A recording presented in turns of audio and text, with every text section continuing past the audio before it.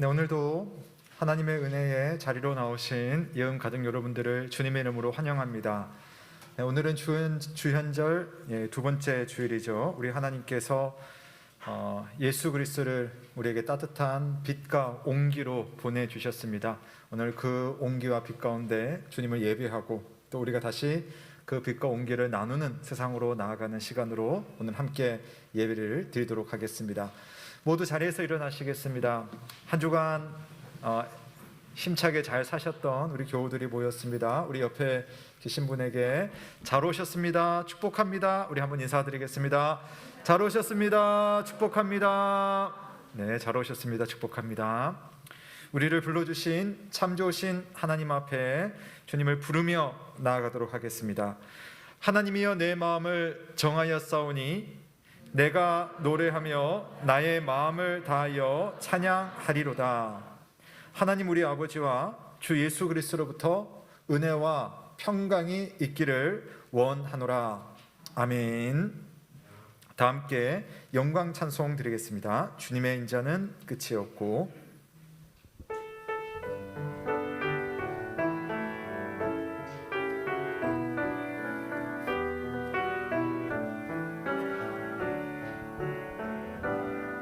주의 인자는 끝이 없고 그의 자비는 무궁하며 아침마다 새롭고 늘 새로우니 주의 성실이 금이라. 성실하신 주님, 주의 인자는 끝이 없고 그의 자비는 무궁하며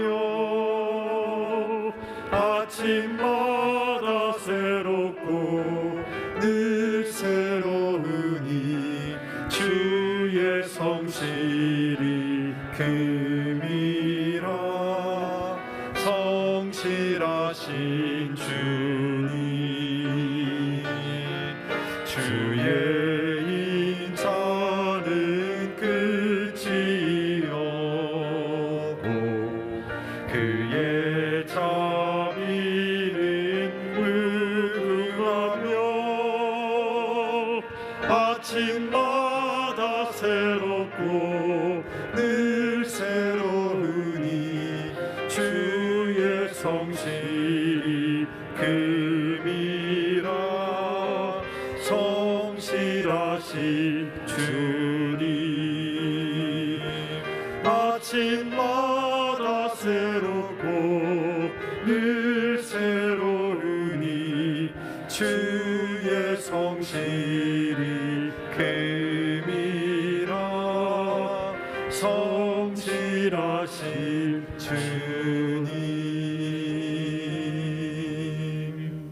아멘. 모두 자리에 앉으시겠습니다. 이 시간 함께 십계명을 낭독하시겠습니다. 하나님이 모든 말씀으로 말씀하여 이르시되 나는 너를 애굽 땅 종되었던 집에서 인도하여 낸 내 하나님 여호와니라. 제 1은 너는 나 외에는 다른 신들을 내게 두지 말라. 제 2는 너를 위하여 새긴 우상을 만들지 말고 또 위로 하늘에 있는 것이나 아래로 땅에 있는 것이나 땅 아래 물속에 있는 것에 어떤 형상도 만들지 말며 그것들에게 절하지 말며 그것들을 섬기지 말라. 나 내 하나님 여호와는 질투하는 하나님인즉 나를 미워하는 자의 죄를 갚되 아버지로부터 아들에게로 3, 4대까지 이르게 하거니와 나를 사랑하고 내 계명을 지키는 자에게는 1000대까지 은혜를 베푸느니라. 제3은 너는 내 하나님 여호와의 이름을 망령되게 부르지 말라. 여호와는 그의 이름을 망령되게 부르는 자를 죄 없다 하지 아니하리라. 제4는 안식일을 기억하여 거룩하게 지키라.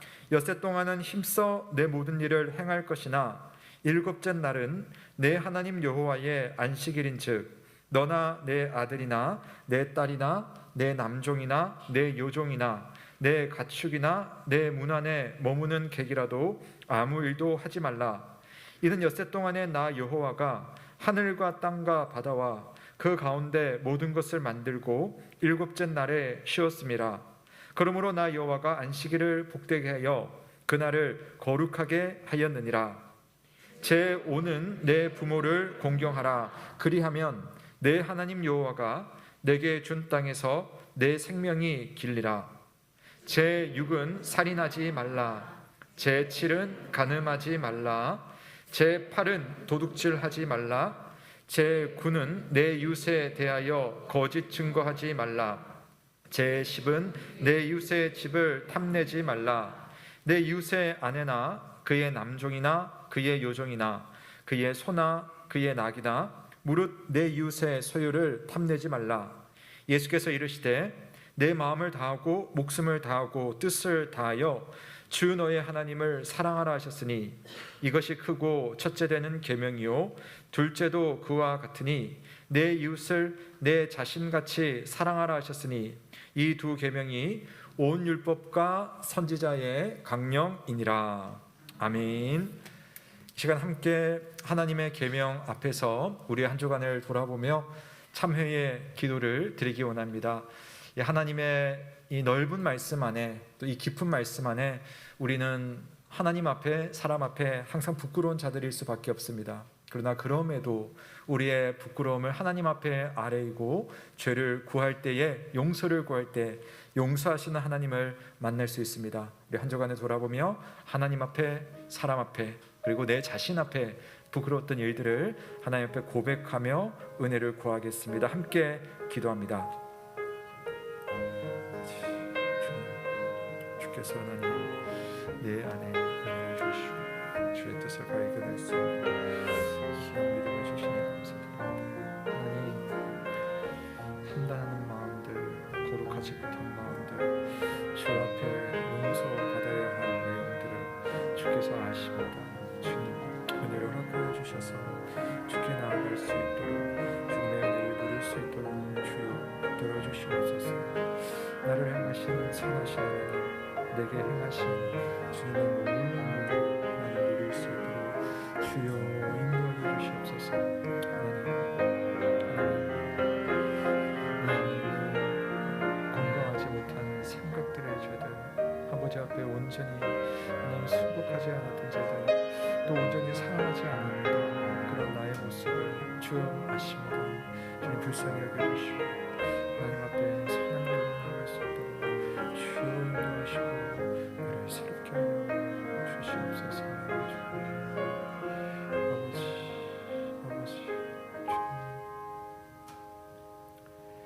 주는 선하사 사죄하기를 즐거워하시며 주께 부르짖는 자에게 인자함이 후하심이니이다. 아멘. 다 함께 사도신경으로 우리의 신앙을 고백합니다. 전능하사 천지를 만드신 아버지 하나님, 나는 그의 유일하신 아들 우리 주 예수 그리스도를 믿습니다. 그는 성령으로 잉태되어 동정녀 마리아에게서 나시고 본디오 빌라도에게 고난을 받아 십자가에 못 박혀 죽으시고 장사된 지 사흘 만에 죽은 자 가운데서 다시 살아나셨으며 하늘에 오르시어 전능하신 아버지 하나님 우편에 앉아 계시다가 거기로부터 살아있는 자와 죽은 자를 심판하러 오십니다. 나는 성령을 믿으며 거룩한 공교회와 성도의 교제와 죄를 용서받는 것과 몸의 부활과 영생을 믿습니다. 아멘. 감사 찬송 드리겠습니다. 찬송가 10장입니다.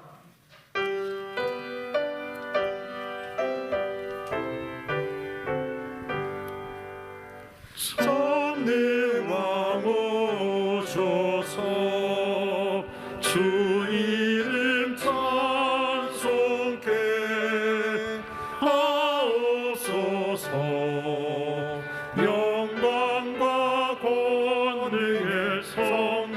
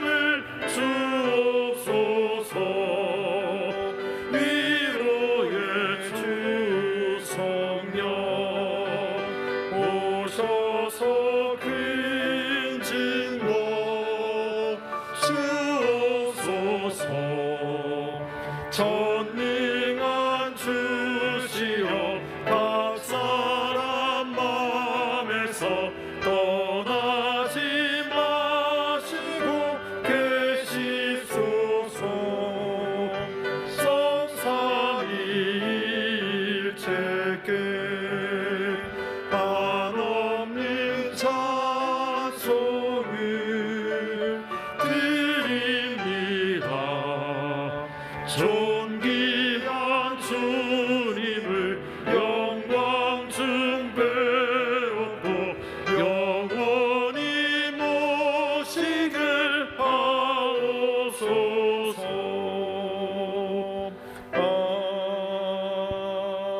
아멘. 다 함께 기도드리겠습니다. 참 좋으신 하나님 아버지, 오늘도 우리를 하나님의 은혜의 자리로 불러주시니 감사를 드립니다. 주님, 주께 자녀라고 불릴 만한 아무런 이유가 없고 교회의 일원이 될 만한 아무런 자격이 없었던 우리들인데, 하나님께서 예수 그리스도를 통하여 그분의 십자가, 그분의 부활이 우리의 것, 나의 것이 되어서 우리는 이렇게 당당하게 하나님을 나의 아버지라 부르며 예배의 자리로 나올 수 있게 되었습니다. 이 사실 늘 감사하고 감격하며 또 주님 앞에 고백할 수 있는 그러한 믿음이 되기를 간절히 바랍니다. 특히 하나님, 우리를 주님의 교회로 부르셨사오니 늘 이 교회 안에서 살아계신 하나님을 만나고 예수 그리스도의 은혜를 경험하는 그와 같은 놀라운 일들이 우리 안에 끊임없이 일어나게 하여 주옵소서. 몸이 편안하고 마음이 편안할 때뿐 아니라 몸이 힘들고 마음이 심란할 때 우리는 더욱더 주께 가까이 나아가 주와 손잡을 수 있는 그런 믿음이 되기를 간절히 바랍니다. 주님, 우리 성도들 가운데 하나님의 그러한 은혜가 필요한 가정들이 있습니다. 주님, 지난 주간 장례를 치르고 또 주님의 위로와 격려 속에 또 마음을 추스리는 그러한 가정들이 있으며, 또 건강의 문제로 몸의 아픔으로 또한 사고로 인하여서 입원을 하고 수술을 하고 또 주님의 치유의 은혜를 간구하는 그러한 가정들도 있습니다. 또한 추운 날 군에서 나라를 지키는 귀한 일들을 감당하는 청년들이 있으며, 또 그들의 진로와 비전을 위해서 고민하는 이들이 있으며, 또한 생업이 주님 안에서 또한 잘 누려질 수 있도록 날마다 고민하며 간구하는 이들이 있습니다. 또한 결혼을 준비하며 하나님의 은혜를 구하는 그러한 청년들도 있습니다. 주님, 우리의 각자 다른 형편 속에서 살아계시며 역사하시는 주님의 귀하시고 좋으신 손길을 다 누릴 수 있도록 우리 모든 흩어진 예언 가족들에게 은혜를 베풀어 주시옵소서. 아버지 하나님, 새해에 이 나라 이 민족 가운데 여전히 추운 이들, 또 아픔을 당한 이들이 많이 있습니다. 저 광주에는 차가운 콘크리트 속에 매몰된 그러한 노동자들이, 이웃들이 있습니다. 주께서 그들을 불쌍히 여겨주시고, 생사를 우리는 가늠할 수 없지만 하나님의 은혜의 빗줄기가, 주님의 따뜻한 온기가 그들을 감싸주시길 간절히 바랍니다. 특히 사랑하는 가족을 또한 기다리고 있는 그런 이들을 주님 붙들어 주시고, 또 구조 작업에 힘쓰고 있는 대원들에게 하나님께서 새 힘을 허락하여 주옵소서. 주님, 이 추운 겨울에 여전히 끼니를 고민하는 이들이 우리 주변 가운데 있습니다. 따뜻한 밥 한 끼가 그리운 이들에게 하나님, 많은 교회들이 함께 애를 쓰고 있고 또 주님의 손길이 여러 사람들을 통하여서 돕고 있음을 알고 있습니다. 주님, 그들에게 정말 우리가 아무렇지도 않게 누리는 그 밥 한 끼가 삶의 희망이 되고 은혜를 입는 귀한 수단 될 수 있도록 주께서 함께 하시고, 또 그런 일에 우리 교인들이, 교회가 함께 참여할 수 있으며 또 기도할 수 있으며 또한 마음과 재정을 낼 수 있도록 주께서 은혜를 베풀어 주옵소서. 또한 우리 중에 어려운 이웃들 하나님께서 함께 하시길 간절히 바랍니다. 주님, 우리가 영광스러운 예배의 자리에 나왔습니다. 이 예배 속에 우리가 할 수 있는 최선을 다하여서 주님의 영광을 찬양하고 주님 앞에 봉헌하고 기도하오니 주님, 우리의 예배를 받아주시옵고, 또한 주님 그 영광스러운 은혜를 말씀 가운데 또 하나님 내려주시는 복 가운데 우리 가운데 임하여질 수 있도록 주님, 예배에 참여한 모든 성도들이 빈손으로 돌아가지 않도록 하나님께서 인도하시고 붙들어 주시옵소서. 무엇보다 예배의 영광을 받으시는 그 하나님의 영광의 빛이 우리 모든 성도들에게 동일하게 비춰질 수 있도록 예배를 허락하여 주시옵소서. 이 시간 하나님 앞에 찬양으로 영광 돌리는 할렐루야 찬양들을 기억하여 주시고 수고하는 그 손길을 하나님의 은혜 가운데 받아 주옵소서. 더불어 여러 모양으로 수고하며 예배를 수종드는 이들이 있습니다. 그들의 귀한 섬김 위에 하나님 축복하시고 복을 내려 주시옵소서. 이 시간 참 좋으신 하나님께서 우리와 함께 하심을 신뢰하며 또한 믿으며 경험하기를 간절히 바라오며 살아계신 우리 구주 예수 그리스도의 이름으로 기도드립니다. 아멘.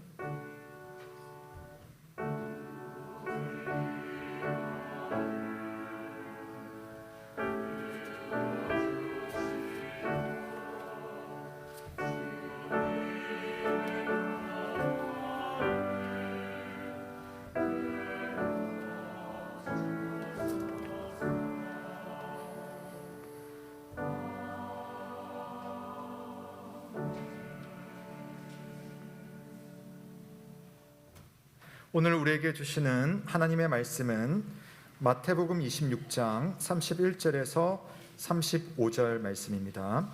신약성경 46면 마태복음 26장 31절에서 35절 말씀을 봉독하겠습니다.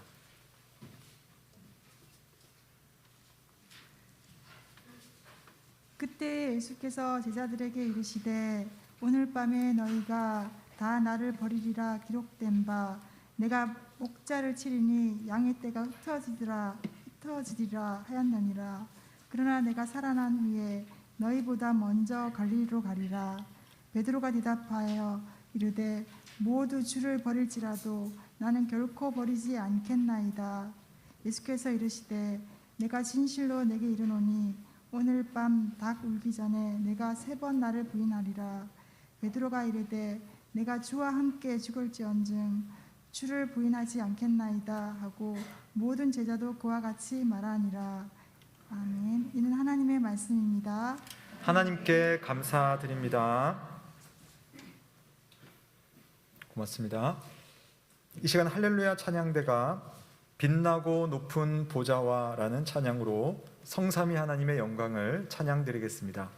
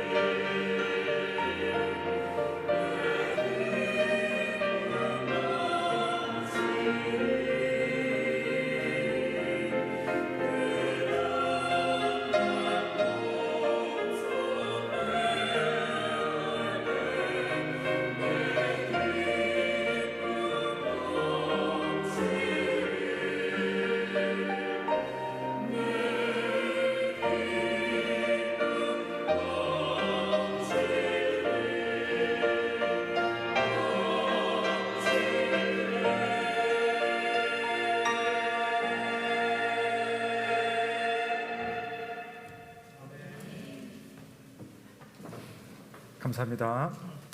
참 좋으신 우리 주님의 은혜와 평강이 오늘도 주님 사랑하는 우리 모든 영혼 가족들과 함께하길 주의 이름으로 축원합니다. 아멘. 시편 133편을 보시면요, 다윗 왕이 소위 성전에 올라가는 노래라고 제목이 붙여져 있는 그 시가 있습니다. 성전에 올라가면서 하나님 앞에 예배의 기쁨을 고백하는 찬양이거든요. 그 시작이 이래요. 보라, 형제가 연합하여 동거함이 어찌 그리 선하고 아름다운고라는 이 표현이 있습니다. 참 멋지죠? 우리가 정말 형제 자매가 하나님 앞에 함께 나아가서 예배드리고 또 서로 살고 또 서로 부대끼는 모습이 얼마나 선하고 얼마나 아름다운가라는 그 고백이 있습니다. 하나님의 백성들이 함께 모여서 공동체를 이루고 주님의 마음을 나누며 살아가는 것은요, 참 신기하고 아름다운 일입니다. 생각해보면 우리 예음교회라는 크지 않은 공동체이지만 우리가 사실 서로 연결되는 지점이 그렇게 많지는 않습니다. 작은 나라이지만 사실 지연도 다르죠, 학연도 다르죠, 혈연도 사실은 다른데 어떻게 보면은 가족보다 더 가까운, 그래서 서로 기도해주고 특별한 마음으로 서로가 서로를 대하고 있지 않습니까? 참 신기한 일이 있습니다. 그래서 오늘 이 다윗의 고백처럼 내가 한평생 신앙생활을 하면서 이런 충만한 기분을 느낄 수 있으면 얼마나 좋을까? 내가 신앙생활을 하면서 정말 이런 표현을 하나님 앞에 고백하면서 살 수 있다면 얼마나 좋을까? 이것이 성도라면 누구나 가질 수 있는 자연스러운 소망이라고 생각을 합니다. 자, 그러나 모두가 그런 소망을 가지고는 있어도 같은 수준으로 누리지는 않는 것 같아요. 똑같은 그런 어떤 다윗과 같은 감각을 느끼지는 못한다는 겁니다. 무엇보다 이 다윗이 표현을 할 때 이 표현이 가지고 있는 믿음의 깊이를 잘 이해하지 못하면 우리가 교회의 이 아름다움에 대해서 내 기준으로 자꾸만 오해를 하는 경우들이 있거든요. 교회를 오해하면 교회의 일원으로서 누릴 수 있는 그 교회의 영광을 우리가 제대로 잘 누리지 못하게 됩니다. 그래서 오늘 저는 교회의 일원이 된다는 것이 과연 어떤 의미인가를 오늘 좀 이게 교회와 관련된 말씀인가 싶지만 연결을 해서 한번 보려고 합니다. 그리고 교회의 일원이 되어서 누려야 되는 교회의 아름다움, 또 우리가 이 말씀을 보다 보면 자연스럽게 우리가 알 수가 있습니다. 자, 그것을 한번 생각해 보려고 하는데요. 자, 오늘 말씀에서 예수님은 제자들에게 세 가지 예언을 하고 있습니다. 오늘 말씀은 그냥 한마디로 말한다면 예수님의 세 가지 예언 이렇게 보시면 되죠. 첫 번째 예언은 뭐냐면 오늘 밤에 너희가 다 나를 버릴 것이다. 주님께서 잡히시던 그날이니까요. 너희들이 다 나를 버릴 거다. 두 번째는 그러나 내가 살아난 후에 너희들보다 먼저 갈릴리에 가 있겠다라는 겁니다. 부활을 하신다는 말씀이고 제자들이 나중에 다 갈릴리로 가버리거든요. 근데 너희보다 먼저 내가 갈릴리에 가서 도망간 너희들을 만나겠다 하는 거죠. 어떻게 보면 무시무시한 말씀인데요. 세 번째, 오늘 밤 닭 울기 전에 너 베드로야, 네가 나를 3번 부인할 것이다 라는 예언. 이 세 가지의 예언을 제자들 앞에서 했습니다. 자, 이 말씀을 들을 때에 제자들은요, 말씀을 예언을 그대로 받아들이지는 않아요. 우선 베드로가 강력하게 부정을 하죠. 내가 주님과 함께 죽을지언정 나는 주님을 부인하지 않습니다 라고 확신을 합니다. 덩달아서 다른 제자들도 너도 나도 질세라, 그럼요, 우리가 주님을 어떻게 부인하고 어떻게 주님의 곁을 떠날 수 있겠습니까? 라고 이야기합니다. 어쨌든 제자들은 3년 반 동안 함께하며 자신을 사랑하며 가르쳐 주셨던 그 스승 앞에 부끄럽지 않은 모습으로 내가 곁을 지킬 것이라고 그렇게 자신을 하고 있는 거죠. 하지만 실제 그들의 모습은 그렇지를 못했습니다. 예수님의 예언은 하나도 틀리지 않고 곧 그대로 다 이루어지죠. 고난당하는 예수님을 본 순간 제자들은 뿔뿔이 흩어집니다. 그나마 가장 가까이 따랐던 베드로, 그 베드로조차도 나는 죽을지언정이라고 했지만 그러나 예수님을 부인하고 말이죠. 그러니까 제자들의 이상은 그들의 현실과 얼마나 차이가 컸는가라는 것을 우리는 알 수가 있습니다. 저는 바로 이 지점에서 교회의 일원이 된다는 것은 과연 무엇인가 하는 것을 생각해 보려고 합니다. 여러분, 예수님의 교회는 이런 제자들과 함께 세워진 겁니다. 우리도 지금 교회를 이루고 있지만 주님의 교회라는 것은 이런 사람들에 의해서 시작이 되는 거예요. 예수님을 떠나지 않겠노라고, 믿음을 저버리지 않겠다고 자신을 했지만 이상과 현실의 격차가 그렇게 큰 사람들, 그러니까 예수님의 교회는 이런 제자들과 함께 시작되었다. 예수님은 제자들 한 사람 한 사람을 잘 아셨어요.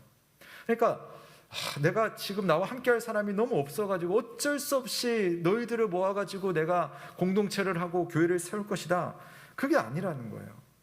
주님은 애초부터 이런 사람들을 아시고 이런 사람들을 불러서 너희들과 함께 공동체를 이루고 너희들을 통해 교회를 세울 것이다, 그게 주님의 그림이었습니다.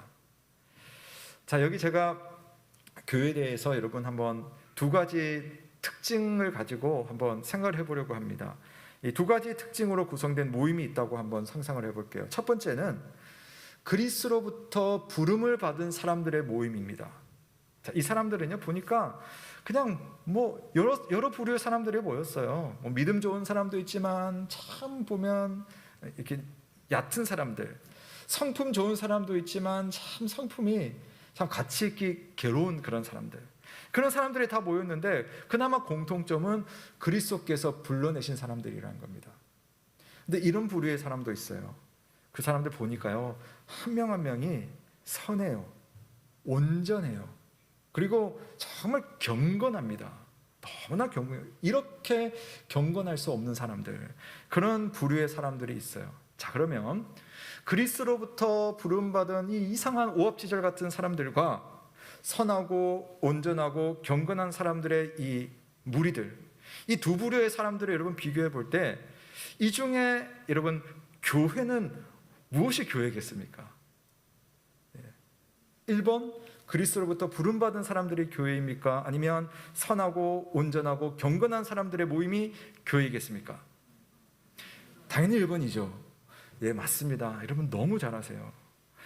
그리스로부터 부름받은 사람들이 교회예요. 선하고 의롭고 경건한 사람이 있어서 교회가 시작되는 게 아니라는 것, 오늘 말씀이 우리에게 분명히 보여주고 있습니다. 죄인이며 매사에 부족한 점이 많지만 하나님의 은혜 덕분에 예수 그리스도의 사람으로 부름받은 사람들, 그 사람들이 모였기 때문에 교회가 되는 겁니다. 하나님의 은혜 덕분에 우리는 교회의 일원이 되었다. 그건 우리가 자기를 생각하면 너무나 잘 알죠. 내가 그랬으니까 지금 여음교회의 직분자로, 목사로, 성도로 이렇게 있지라는 생각을 합니다. 그런데요, 또 한편으로는 우리가 착각을 해요. 특히 다른 성도들을 바라보면서, 또는 이 교회라는 좀 큰 어떤 공동체를 생각하면서 그런 착각을 하는데, 교회는 선해야 되고 온전해야 되고 경건한 사람들이 모여야 된다. 그렇지 않은 사람들이 모인 교회가 교회라고 할 수 있을까? 그런 생각을 우리가 은연중에 여러분 하지 않습니까? 교회가 여러분 요즘 많이 질타를 받잖아요. 그 질타받는 교회를 보면 저래 가지고 교회라고 할 수 있을까? 그런 생각 여러분 하시지 않습니까? 물론 교회는요, 선하고 온전하고 경건한 사람들이 모여서 교회가 되어야 됩니다. 맞습니다. 그러나 실제 나라는 사람, 실제 나와 함께하는 사람들은 그런 사람이 아닙니다. 그렇지 않은 사람들을 주님께서 불러내셔서 오늘 교회의 일원으로 만드셨는데 이제 어떡하죠? 교회는 물론 완성을 향해서 나아가지만 완성돼서 출발하는 모임이 아니라는 것, 그 완성된 상태로 지내는 모임이 아니라는 것, 우리가 생각할 필요가 있어요. 우리가 이 사실을 잘 인정하지 못하면 교회를 오해합니다. 그리고 너무 쉽게 다른 성도들을 판단합니다. 예수님의 공동체 보세요. 주님으로부터 배울 것 이만큼 배운 사람이 어디 있습니까? 주님의 기적과 능력을 이만큼 경험한 사람들이 어디 있습니까? 그런데도 이 사람들은요, 완전한 공동체가 아니었습니다. 교회는 온전한 사람들의 모임이 아니라 부족하기 때문에, 바로 그 사실 때문에 예수 그리스도가 필요해서 그분의 부름을 받은 사람들의 모임이 교회라는 사실을 믿으시기를 바랍니다. 사랑하는 여러분, 교회의 일원이 된다는 것은 그리스도의 부름을 받은 우리의 상태를 인정하는 것에서부터 시작합니다. 즉, 나와 우리에 대해서 우리는 정직한 출발선에 다 함께 서야 되는 거예요. 우리의 모습이 사실상 부족하다는 사실에 대해서 인정할 필요가 있습니다. 예수님은요, 제자들의 그런 상태를 항상 인정했죠. 인지를 했습니다. 물론 제자들은 자기들에 대해서 또 우리 동료들에 대해서 현실의 영적인 상황보다 높은 곳에 있을 거라고 그렇게 생각을 했지만 착각이었습니다. 베드로의 자신감을 보십시오. 모두 주를 버릴지라도 나는 결코 버리지 않겠습니다. 내가 주님과 함께 죽을지언정 나는 주님을 부인하지 않을 것입니다. 그러나 베드로의 자신감이 오늘 말씀 속에서 산산이 깨어지죠. 예수님께서 말씀하신 내용이 하나도 틀림없이 베드로에게 일어납니다. 오늘 밤 닭이 울기 전에 너는 3번 나를 부인할 것이다. 이건 다른 제자들도 역시 다 마찬가지였습니다. 본인들도 모르는 자기의 상태, 그 상태를요, 예수님만이 가장 잘 아셨어요. 주님은요, 우리는 이런 모습으로 시작하고 이런 모습으로 가는 이런 공동체다라는 생각, 주님은 그런 제자들을 당신의 교회로 부르신 겁니다. 예수님은요, 그런 제자들을 보면서 있는 모습 그대로 받아주신 거예요. 너희들 잘 단련되면 교회로 오라가 아니라 그 모습 그대로 내게로 오라. 그 말은 뭐냐면 너희들이 그렇기 때문에 내가 필요한 것이 아니겠느냐.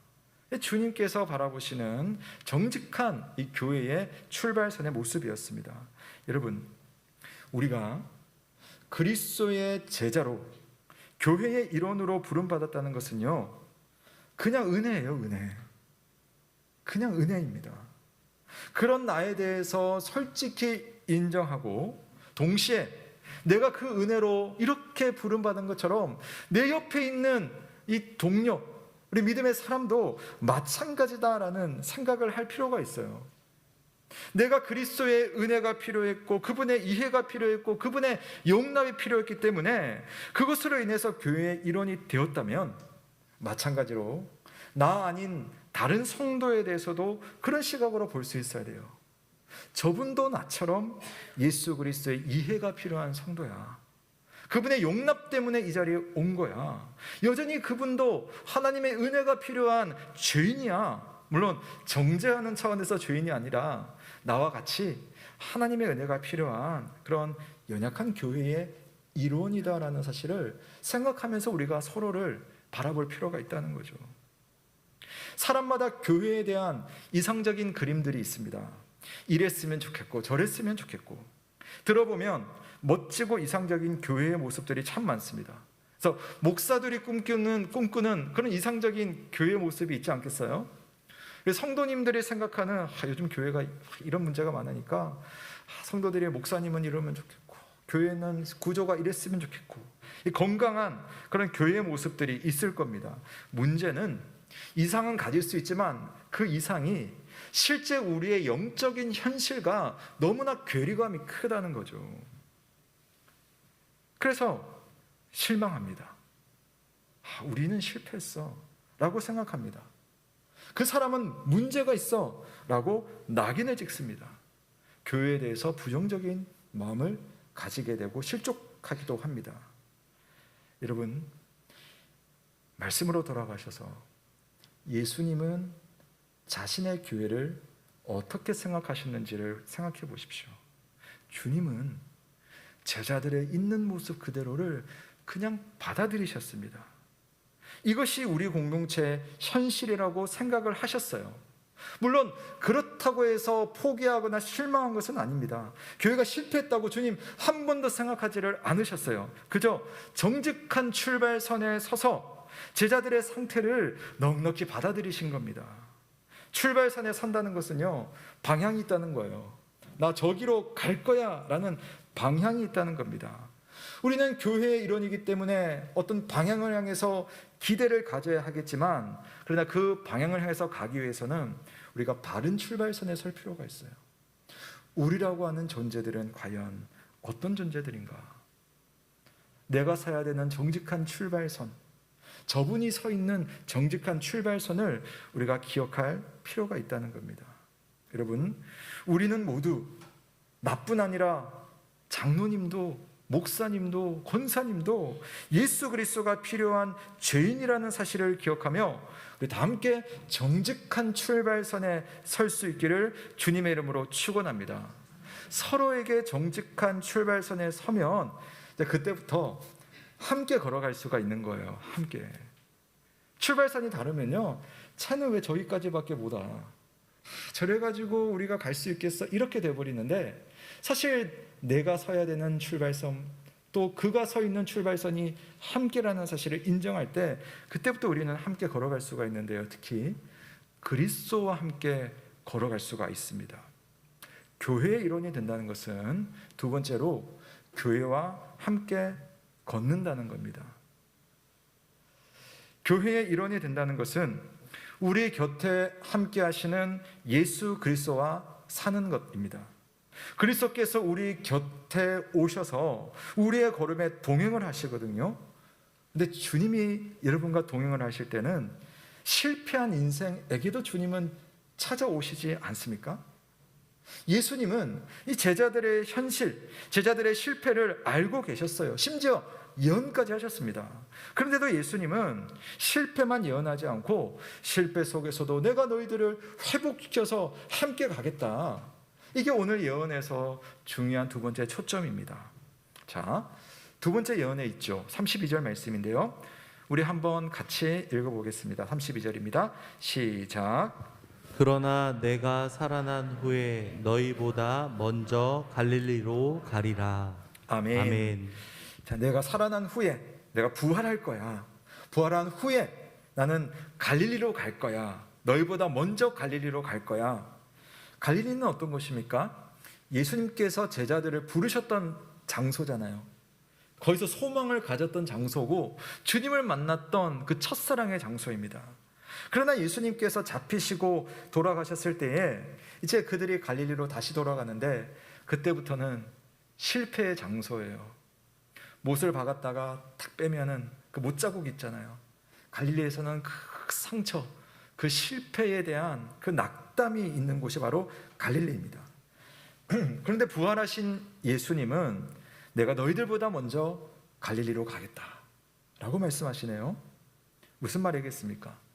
너희들이 갈릴리로 올 텐데 나를 만나는 그 장소, 처음에 만났던 그 장소에서 내가 기다리겠다. 이제 갈릴리는 너희들에게 실패의 장소가 아니라 나를 만나서 다시 시작하는 장소일 거야. 난 너희들을 놓치지 않아. 난 너희들을 포기하지 않아. 너희들이 나와 함께 갈 수 있도록 내가 너희에게 약속했던 것처럼 내가 너희들과 함께 할 거야 하는 것이 바로 갈릴리에 대한 예언의 말씀이었습니다. 그래서 예수님은 갈릴리에서 기다렸다가 제자들에게 밥을 준비하고 먹이시고 그들과 대화를 하시면서 그들의 그 실패에 대한 그 모든 것들을 치유를 하시는 거죠. 그러면서 그들에게 힘을 주십니다. 여러분, 그런 사람들이 모여서 교회가 되는 거예요. 그런 사람들이 교회의 일원입니다. 예수 그리스도의 은혜가 필요한 사람들이 모여서 교회가 되었습니다. 자기 힘으로는 온전할 수 없는 사람들, 교회의 일원이 되기에는 턱없이 부족한 사람들이 교회가 되네요. 왜요? 그분께서 실패하는 우리들일지라도 실패의 자리에서 우리를 기다리시고 우리를 만나주시고 우리를 일으켜주시고 우리의 손을 잡고 우리와 함께 걸어가시기 때문인 줄로 믿습니다. 여러분에게도 주님 말씀하십니다. 너희보다 먼저 내가 갈릴리에 있겠다. 여러분이 실패하는 그 자리, 그냥 나 홀로 외로운 것이 아니라 내가 너희들을 일으켜줄 것이다. 이 예언의 말씀이 여러분에게 날마다 이루어지고 있음을 믿으시기를 바랍니다. 그리스도와 함께 걷는다는 것을 저는 이렇게 한번 좀 설명을 드리고 싶습니다. 그리스도와 함께 걷는다. 뭐냐면은 그리스도를 모신 사람이 또 그리스도를 모신 또 다른 사람과 함께 지내는 것. 이게 그리스도와 함께 걷는 삶이에요. 아니, 그리스도와 함께 걸으면 그리스도가 내 옆에 딱 계셔야지. 그게 다른 사람과 걷는 게 무슨 상관이야? 할 수 있겠지만, 그러면 성도를 만나고 성도와 이렇게 예배드리고 교제를 하고 사랑하고 섬기는 거 있죠. 이게 참 신기하게 그리스도와 함께 걷는 삶이에요. 한 명의 성도가 내 옆에 있으면 나는 그 사람을 통해서 그리스도를 만날 수가 있어요. 그게 얼마나 신기한 일인지 모릅니다. 만약 그 사람이 나보다 신앙적으로 약한 분이시잖아요. 그러면 우리가 이렇게 됩니다. 그분을 위해서 내가 섬기기 시작하죠. 그분을 위해서 기도하기 시작합니다. 근데 그러다 보면 우리에게는 어떤 마음이 생기냐면 주님을 의지하는 마음이 생기는 거예요. 그분을 바라볼 때 처음에는 내 마음으로 보는 것 같지만 내가 정말 주님을 의지하다 보면 내 마음속에 계신 예수 그리스도의 마음을 만나는 겁니다.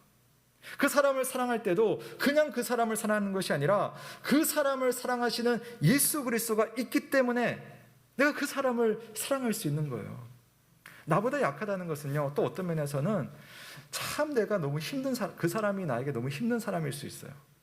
그분의 성품이 나랑 안 맞고 그분이 하는 태도가 참 난 너무 힘들어요.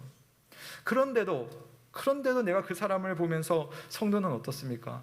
하나님, 저분을 사랑할 수 있게 해주세요.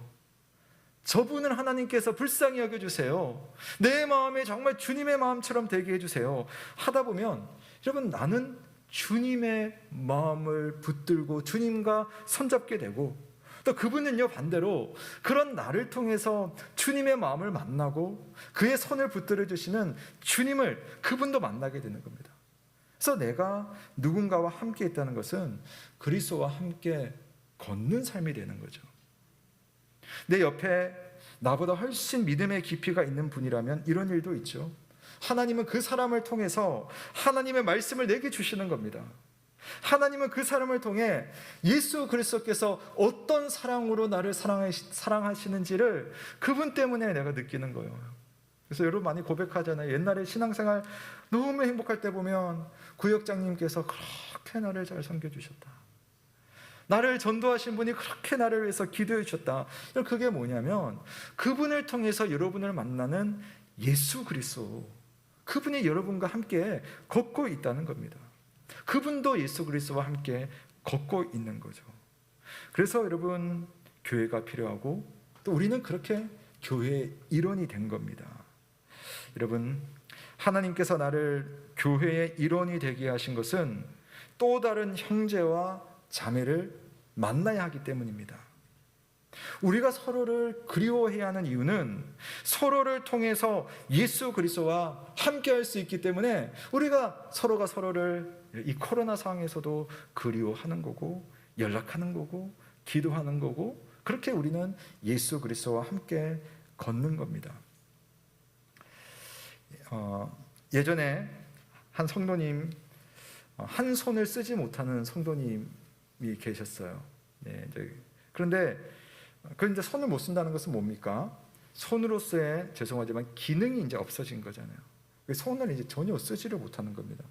그런데 그분은요, 손을 항상 아끼셨어요. 뭐 손이라봤자 이렇게밖에 못 다니는데 항상 성한 손으로 한쪽 손을 딱 잡고 다니십니다. 보면 또 손에 장갑이 끼워져 있고요. 손을 항상 보호를 하고 계십니다. 왜입니까? 못 쓰는 손이지만, 약한 손이지만 이 손 내 몸이거든요. 내 몸에 붙어 있는 내 몸이거든요. 이 손을 소중히 여기면 내 몸을 소중하게 여기는 겁니다.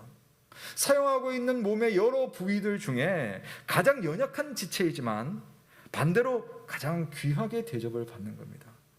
자기 몸을 사랑하는 방법이었어요. 사랑하는 여러분, 우리가 신앙생활을 하다 보면 사람에게 종종 실망하시죠. 왜 안 그렇겠습니까? 그럴 수밖에 없죠. 그 사람이 나와 한 공동체, 그 사람이 왜 이 교회라는 곳에서 나와 한 지체가 되었을까 생각을 아마 많이들 해보셨을 거예요. 근데 그 이유는 그 사람이 어떠해서 그분과 내가 교회로 연결된 게 아닙니다. 그 이유는 예수 그리스도에게 있어요. 예수 그리스도. 하나님은 내가 그 사람을 통해서 예수 그리스도에게 연결되라고 그 사람 내 옆에 붙여주신 겁니다. 그 연약한 손과 같은 성도를 내가 보살피면서 나는 이 손이 나라고 하는 사람에게 붙어 있는 겁니다. 그래서 나는 예수 그리스도의 사람인 거죠. 그 사람의 형편을 이해하고 몸이 몸을 용납하고 몸의 부족함을 채워줄 때에 우리는 예수 그리스도와 연결된 믿음을 지킬 수가 있는 거예요. 성도의 영성은 하나님과 1대1로 개인 간의 어떤 만남으로도 이루어질 수 있겠지만 참 신기하게도 하나님은 왜 내게 교회를 주셨겠습니까? 서로와 연결돼서 우리의 영성이 깊어지는 겁니다. 우리가 종종 오해하는 것이 믿음을 잘 좋게 하려면 그냥 기도원에 가서 늘 하나님만 생각하고 말씀 읽고 기도만 하면 내 영성이 좋아진다고 생각하는데 그렇지 않습니다. 주님이 여러분에게 교회를 주시고 성도를 주신 이유는 그들과 우리가 연결돼서 주 안에서 봉사하고 기도하고 사랑하고 사랑을 받는 가운데 우리의 영혼이 하나님 앞에서 더 살아나게 되는 겁니다. 여러분께서 정말 예수님과 함께 걷는 믿음을 가지시려면 예수님과 지금 함께 걷고 있는 나같이 부족한 사람들의 손을 잡을 줄 알아야 합니다. 그래서 사도 바울도 성도들에게 편지를 쓸 때마다 나는 그리스도 안에서 당신들에게 편지를 씁니다. 당신과 나는 그리스도 안에서 연결되어 있습니다라는 그런 표현을 많이 합니다. 빌립보서 1장 1절에 보면 그리스도 예수의 종 바울과 디모데는 그리스도 예수 안에서 빌립보에 사는 모든 성도와 또한 감독들과 집사들에게 편지하노니 라고 말합니다. 멀리 떨어져 있는 빌립보 성도들에게 편지를 쓰면서도 예수 안에서 편지를 써요. 자기를 나중에 괴롭게 하는 그 성도들에게 다른 편지를 쓸 때도 그리스도 안에서 편지를 씁니다. 그래서 나를 힘들게 하는 사람이지만 우리가 예수 그리스도 안에서 편지를 쓰고 섬기려고 하고 기도를 하다 보면 내가 예수 그리스도 안에 있다는 사실, 그분이 나와 함께 가고 있다는 사실을 만날 수 있는 거죠.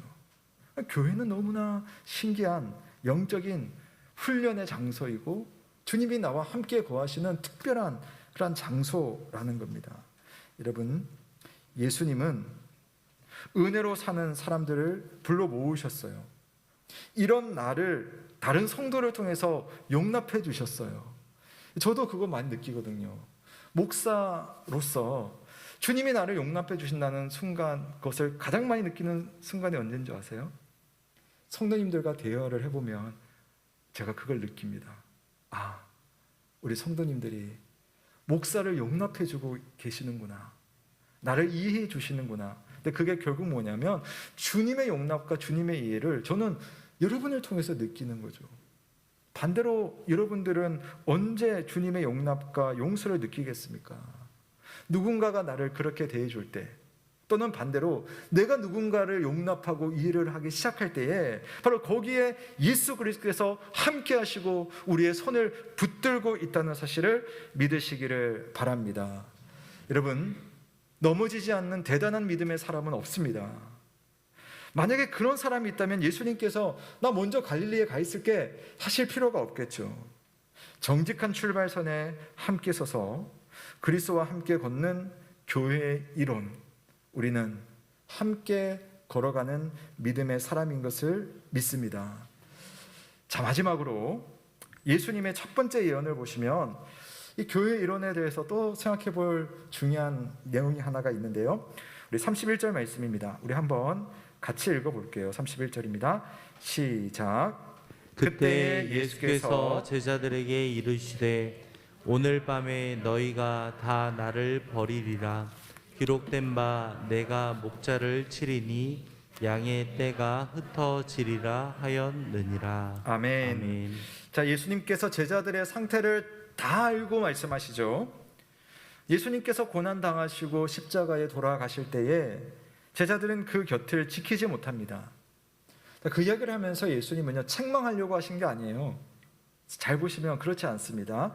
이 일에 대해서 예수님은 구약 성경 말씀을 인용해서 말씀하고 계십니다. 31절 후반부 말씀 기록된 바라고 되어 있죠. 보통 기록된 바라는 말은 뭐냐면 구약 성경에서 이런 말씀이 있다는 말이에요. 여러분 성경 각 주를 따라 내려가 보시면 스가랴 13장 7절이라고 써 있을 거예요.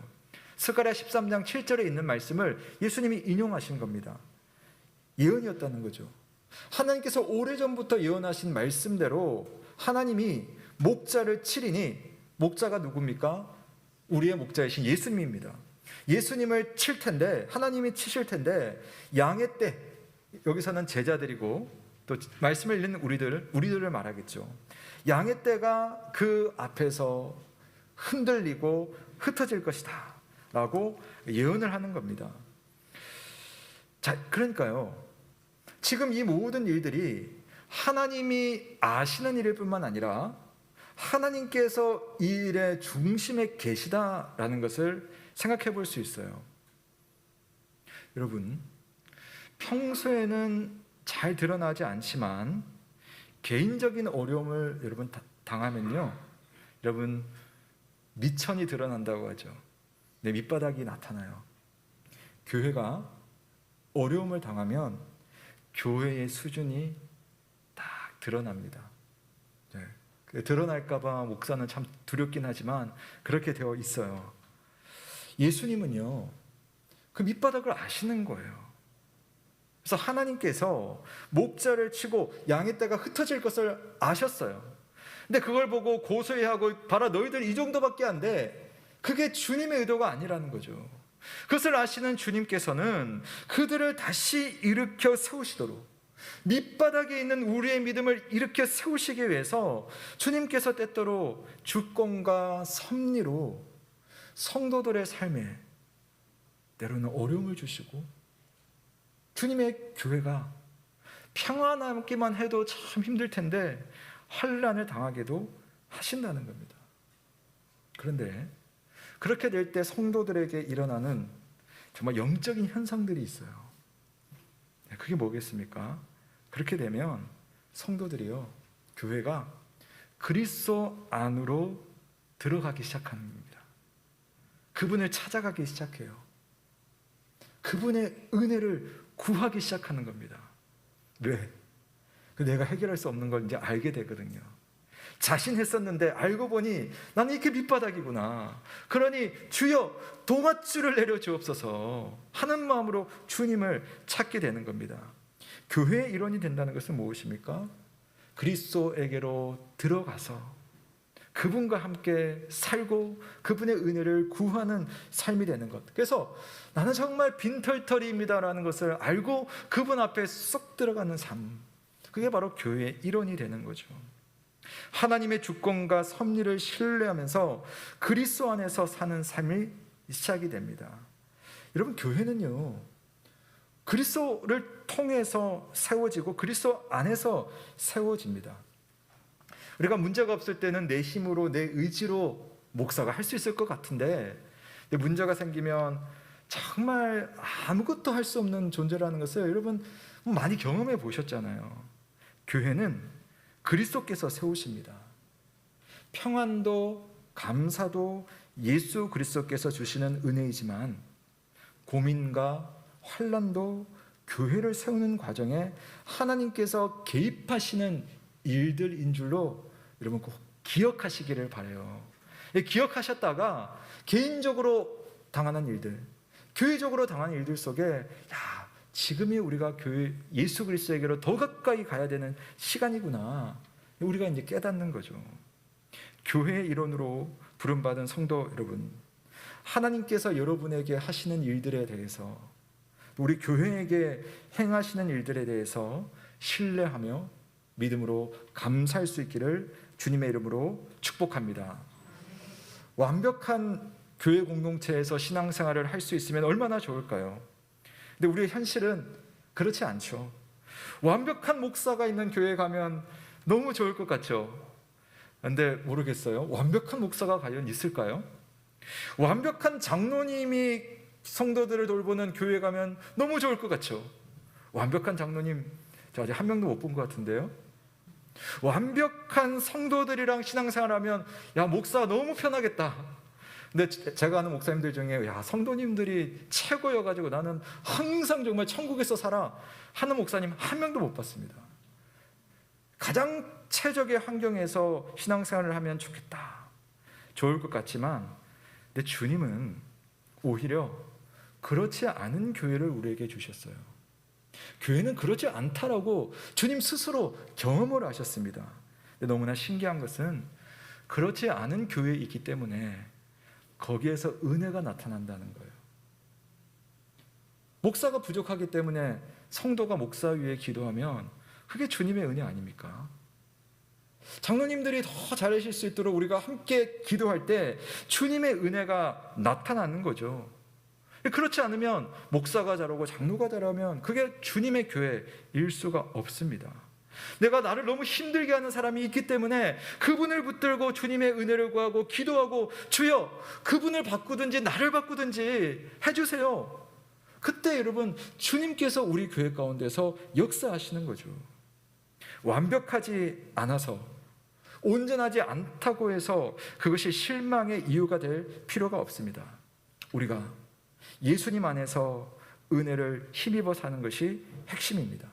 주님도 그런 교회를 경험하셨고 또 그런 모습이 우리의 모습인 것을 알고 계셨습니다. 그렇기 때문에 실패하는 우리들을 위해서 내가 다시 살아나서 갈릴리에 먼저 가서 너희들을 기다리며 너희들을 회복시켜 주겠다, 걱정 말고 다시 내게로 오라. 우리 주님께서 당신의 방법으로 오늘도 우리들 가운데 역사하시는 줄로 믿으시기를 바랍니다. 정리하겠습니다. 바로 내 옆에 계신 다른 성도, 나처럼 부족한 사람입니다. 그런데 참 신기하게도 교회는 그런 사람이 있기 때문에 우리 안에 예수 그리스도께서 우리 손을 붙들고 함께 걸어가는 겁니다. 내 삶에 문제가 있어요. 교회 안에 어려움이 있습니다. 근데 그렇기 때문에 우리는 더 예수님께 들어가는 거예요. 또 그분의 손을 붙잡게 되는 겁니다. 우리는 그렇게 예수님 안에 살 수 있습니다. 교회의 일원이 되신 사랑하는 예언교회 모든 성도님들을 주님의 이름으로 축복합니다. 아멘. 우리 함께 말씀을 생각하며 찬송가 465장 주 믿는 나 남 위에 찬양 드리며 봉헌하고 기도의 시간 갖겠습니다.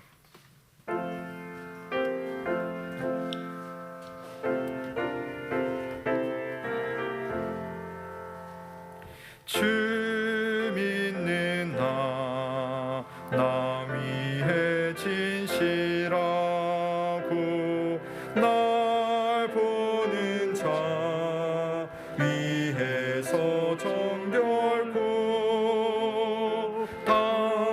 담대하여 이 세상 환난 중에 나 용감히 늘 승리하리라.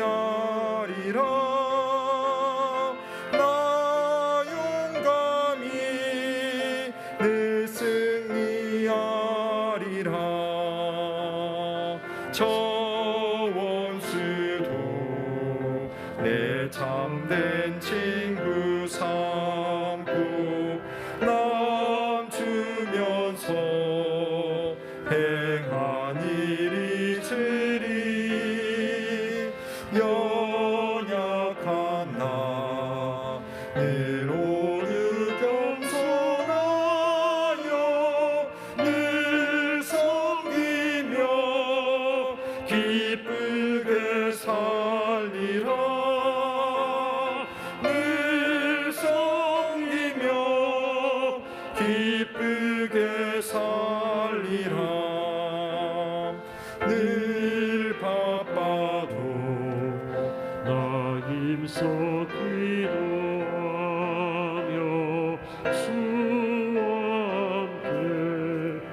늘 교제하리라.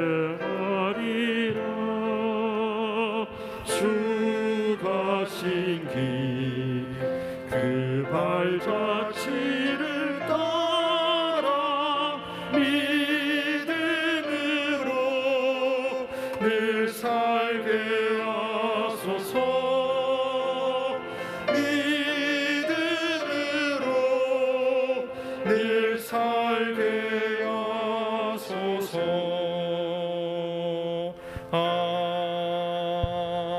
아멘. 사랑하는 여러분, 여러분의 교회는 어떤 교회입니까?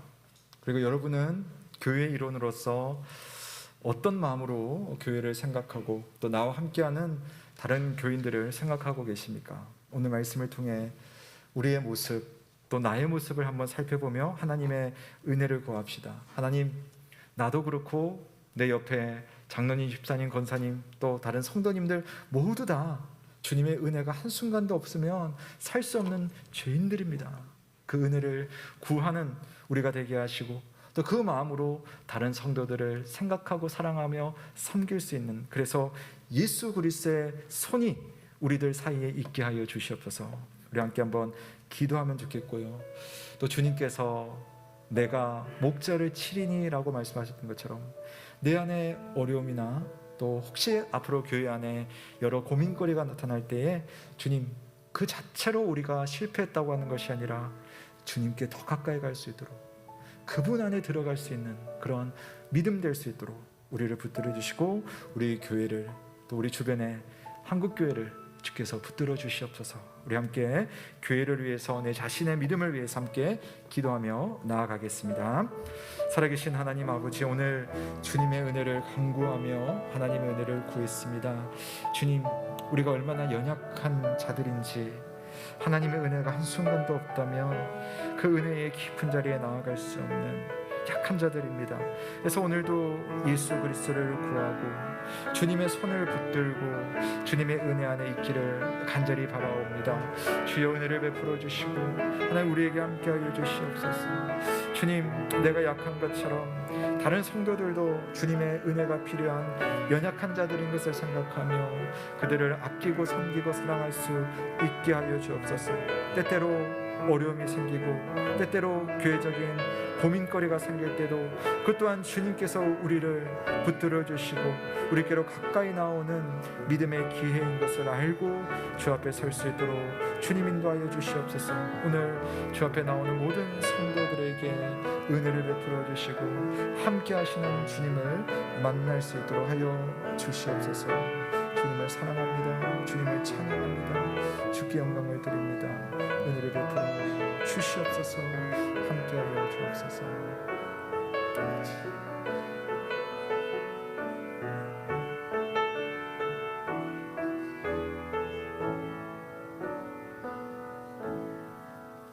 주께 올려드린 기도를 주 앞에 감사드리며 살아계신 우리 구주 예수 그리스도의 이름으로 기도드립니다. 아멘. 네, 교회 소식 전해드리겠습니다. 네, 오늘은 주현절 두 번째 주일입니다. 우리 주님의 빛이 나를 통해서 세상을 향해 비춰지는 한 주가 되셨으면 좋겠습니다. 고신 총회 설립 70주년을 기념하는 70일 특별 새벽 기도회, 우리 교단적으로 우리 교회의 회복과 우리 한국을 회복을 위해서 기도하는 준비를 하고 있는데요. 우리 관련된 우리 교단의 영상이 있습니다. 우리 영상 하나 보시고 나머지 광고를 드리도록 하겠습니다.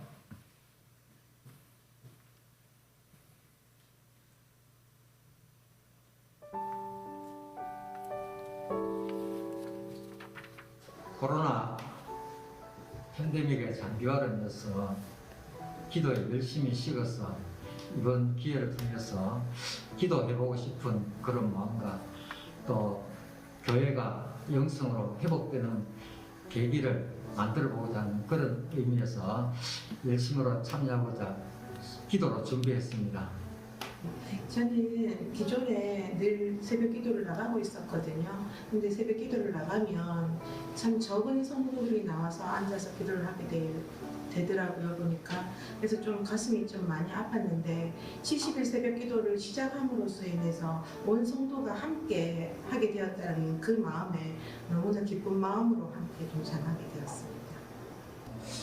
취업이나 연애 등에서 제 삶의 전반적인 문제들을 하나님 앞에 놓아놓고 좀 그걸 좀 해결해 달라는 기도를 하려고 참여를 시작했었습니다.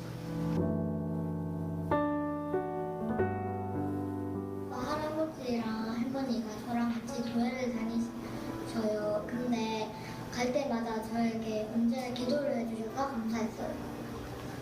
사실 새벽 기도 가는 게 사실 쉽지만은 않는데 갔다 오면은 늘 항상 마음이 이렇게 기쁘고 감사한 마음으로 갔던 것 같아요. 예, 그런 부분들이 또 가족들한테도 전해주고, 예, 물론 뭐 동료나 성도들에게도 그런 마음이 전해졌을 거라고 생각합니다. 아침에 일찍 일어나는 것이 편해졌고 또 공부나 어떤 것을 할 때 먼저 기도를 하도록 변화되었던 것 같습니다.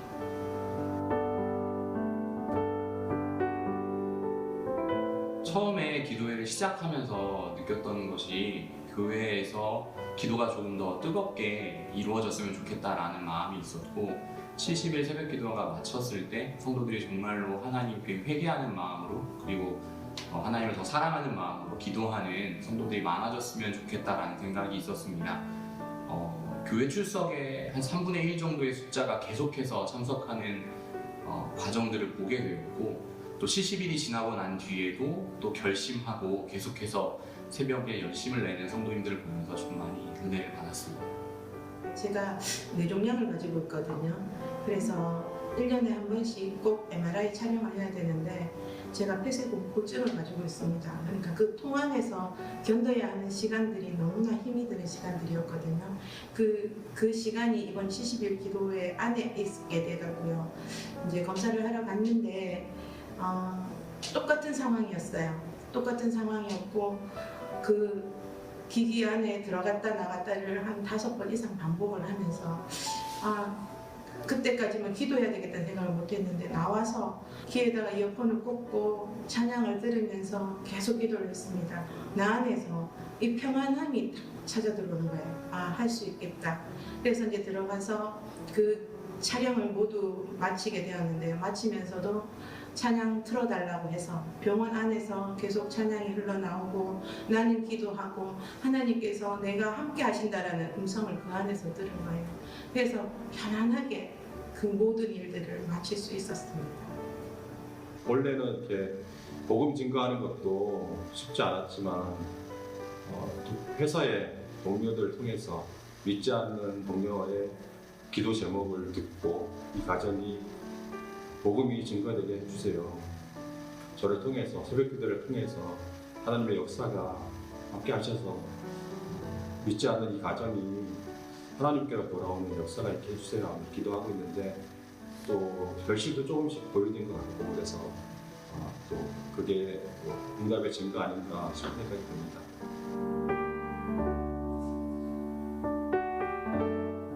비록 코로나 상황으로 인해서 참여하기 많이 어려운 것으로 잘 알고 있습니다. 그런 상황 속에서도 하나님께서 우리를 회복시키기를 원하신다는 마음으로 진행되는 정말 특별 새벽 기도회이니만큼 이번에 기도함으로 해가지고 좀처럼 안 나오던 그런 분들도 가족들을 다 동원해서 기도에 참석하고 70일 새벽 기도회에 참여해서 자신들이 가지고 있는 고민을 좀 잘 해결했으면 좋겠습니다. 예전엔 어떤지 모르지만 지금은 사실 진짜 열심히 살아도 그것을 성취해낼 수 없겠다는 생각을 가지고 사는 경우가 많은데 그런 물질적인 문제보다 앞서서 좀 새벽 기도에 나와서 하나님 앞에 진짜 본질적으로 내 믿음에 대해서 좀 더 세상적으로 잘 사는 것뿐만이 아니라 하나님 앞에 온전히 믿음을 가지고 나아가서 하나님과 함께하면 그것이 승리하는 것임을 좀 깊게 깨닫는 시간이 될 수 있었으면 좋겠습니다.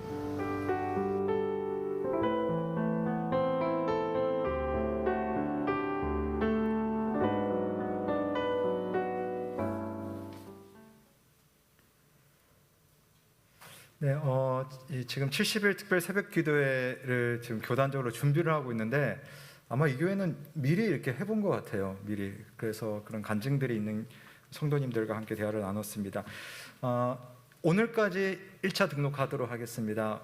여러분 아마 문자를 보시면 제일 아래에 보면은 링크가 있어요. 그 클릭하시면은 신청하실 분들은 신청을 하실 수 있습니다. 그 다음에 교회 사시기 원하시는 분들은 신청서에다가 써주시면 되겠고요.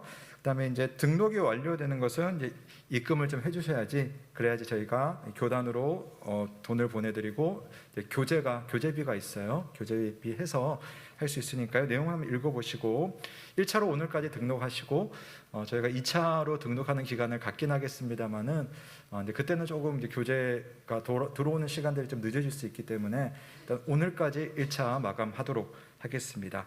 예, 많은 참여를 부탁드리겠고요. 이제 좀 걱정스럽죠. 야, 내가 매일 어떻게 오냐? 예, 집에서 하셔도 저는 여러분 용납하겠습니다. 예, 괜찮습니다. 하실 수 있도록 하면 좋겠습니다. 네, 교육부서 소식입니다. SFC 겨울 수련회 1월 20일부터 22일 목요일부터 토요일까지입니다. 대면하지는 않겠고요. 우리 아이들 아까 저처럼 줌으로 수련회를 준비하고 있으니까요. 위에서 많이 기도해 주시기를 부탁드리겠습니다. 네, 교우 소식입니다. 장례가 있었습니다. 우리 이종호 권사님 하나님의 부르심을 받았고요. 아까 1부 때 우리 아드님이랑 우리 며느리 최은순 집사님 이렇게 오셔서 인사드렸었고요. 이번 장례를 계기로 교회에 이제 다시 오실기로 그런 생각이 드셨다고 저는 아까 마음을 나누는 시간들이 있었습니다. 하나님의 은혜에 감사드리고요. 네, 결혼 소식이 있습니다. 박빛나리 자매 김정우 형제와의 결혼식이 있습니다. 1월 22일 토요일이고요. 장소랑 시간 확인하시고 여러분 많이 축하해 주시고 또 격려해 주시고 기도해 주시길 부탁드리겠습니다. 네, 저는 다음 주일에 상동의 참빛교회의 말씀을 좀 전하고 이제 공동회를 좀 인도해야 되겠습니다. 제가 아직 그쪽에 이제 당회장이어 가지고요. 당회장이 없으면 공동회 진행이 안 되거든요. 제가 가서 공동회를 해야 되는 바람에 주일에는 제가 우리 본교회를 조금 비워야 되겠습니다. 우리 장로님들께서 또 양해해 주셨고 우리 성도님들도 또 양해해 주시리라고 생각을 합니다. 그래서 다음 주일에는 그래서 김신대 목사님께서 예배 인도하고 설교하기로 저희들이 주보를 어제 올려놨는데 어제 밤에 목사님이 교통사고를 당하셨어요. 이제 횡단보도를 지나다가 승용차가 못 본 것 같습니다. 그냥 그대로 이렇게 사람을 이제 밀쳐버렸는데 크게는 안 다친 것 같은데 워낙 예전에도 교통사고로 허리가 워낙 안 좋은 상태고 수술도 하고 시술도 했던 몸이어서 많이 아픈 것 같아요. 지금 병원에 서울에 입원한 상태고요. 많이 기도해 주시면 좋겠습니다. 다음 주일 예배와 관련해서는 조금 추후에 저희들이 논의해서 여러분께 공지를 해드리도록 하겠고요. 많은 기도를 부탁드리겠습니다. 경기 서부 서부노회 임시노회가 금주 화요일에 의성교회당에서 열립니다. 나머지 내용은 주보를 참조하시면 되겠습니다. 우리 이제 예배를 마치면 모두 자리에서 일어나서 함께 인사하겠습니다. 한 주간 평안하십시오. 주님의 이름으로 축복합니다. 우리 한번 인사하겠습니다. 한 주간 평안하십시오. 주님의 이름으로 축복합니다. 주님께서 여러분의 손을 꼭 붙들고 한 주를 지켜주시리라고 믿습니다. 다 함께 마침 찬송하시고 강복선언으로 예배를 마치겠습니다.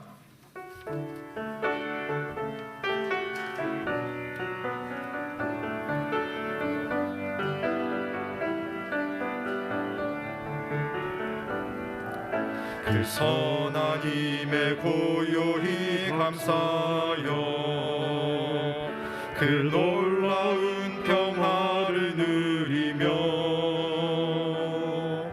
나 그대들과 함께 걸어가네 나 그대들과 하늘을 여네 지나간 어느 어둠의 날들이 무겁게 내 영혼 짓눌러도 오 주여 우릴 외면치 마시고 약속의 구원을 이루소서. 그 선한 힘이 우리 감싸시니 믿음으로 일어나릴 기대하네. 주 언제나 우리와 함께 계셔 하루하루가 늘 새로워. 주께서 밝히신 작은 촛불이 어둠을 헤치고 타오르네. 그 빛에 우리 모두 하나 되어 오늘의 비추게 하소서. 그 선한 힘이 우리 감싸시니 믿음으로 일어나릴 기대하네. 주 언제나 우리와 함께 계셔 하루 또 하루가 늘 새로워.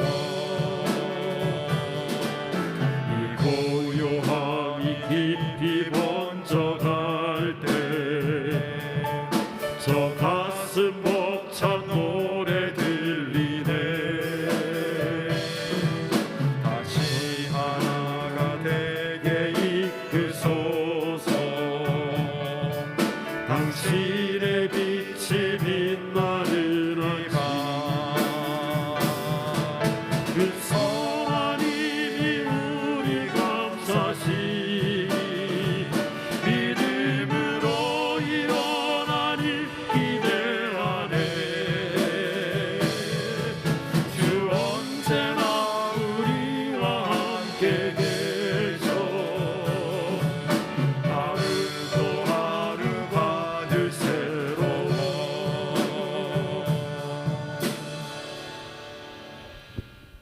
주 예수 그리스도의 은혜와 하나님의 사랑과 성령의 교통하심이 너희 무리와 함께 있을지어다. 아멘.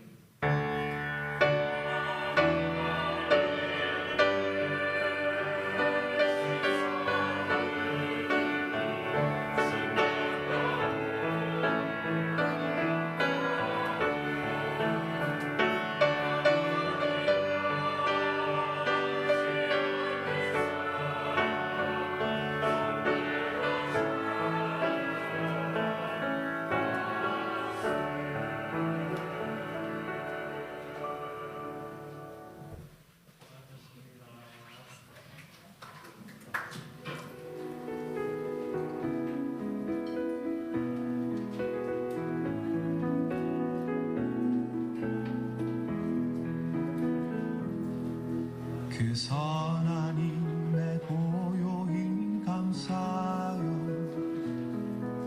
그 놀라운 평화를 누리며 나 그대들과 함께 걸어가네. 나 그대들과 하늘은 연해.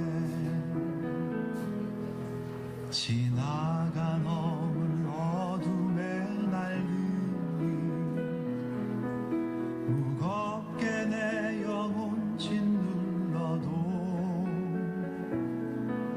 오 주여 우릴 외면치 마시고 약속의 구원을 이루소서. 그 선한 힘이 우릴 감싸시 믿음으로 일어날 일 기대하네. 주 언제나 우리와 함께 계셔 하루 또 하루가 늘 새로워. 주께서 밝히신 작은 촛불이 어둠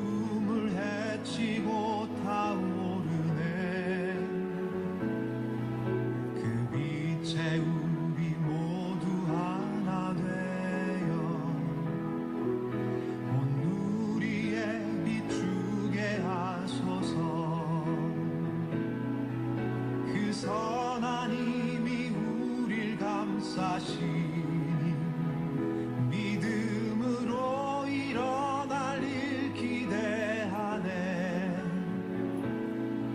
주 언제나 우리와 함께 계셔. 하루 또 하루가 늘 새로워. 이 고요함이 깊이 번져갈 때 저 가슴 벅찬 노래 들리네. 다시 하나가 되게 이끄소서. 당신의 빛이 빛나는 이 밤 그